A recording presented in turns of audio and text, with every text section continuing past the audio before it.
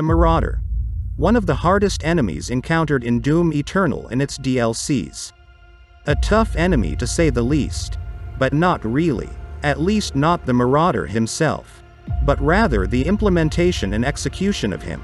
No.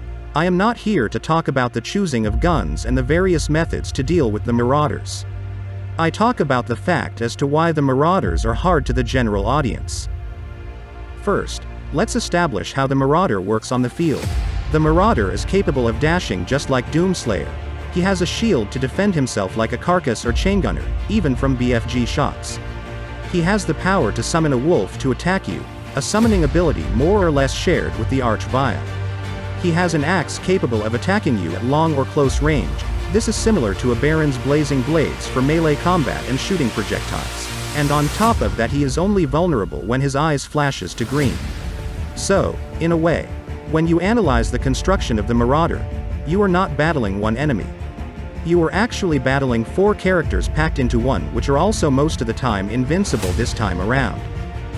Remember when I talked about implementation? Well, let's just talk about that. The Marauder, in some way, mirrors Doomslayer.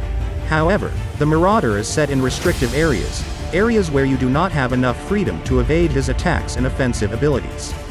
Speaking of defensive, I think the tutorial does a bad job at defining the Marauder, because the Marauder is not a defensive powerhouse at all.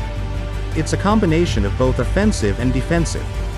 While it's true that Mancubus and Arachnotron requires you to disarm them by minimalizing their power fight, you are not really forced to do that. You can kill them in any way you want.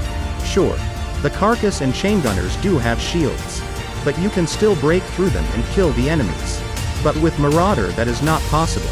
Another aspect I would like to point out is the fact that the Marauder, in truth, has boss battle system.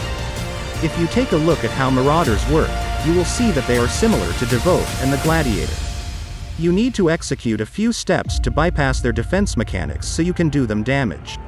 And the battles take place in restrictive areas, more or less.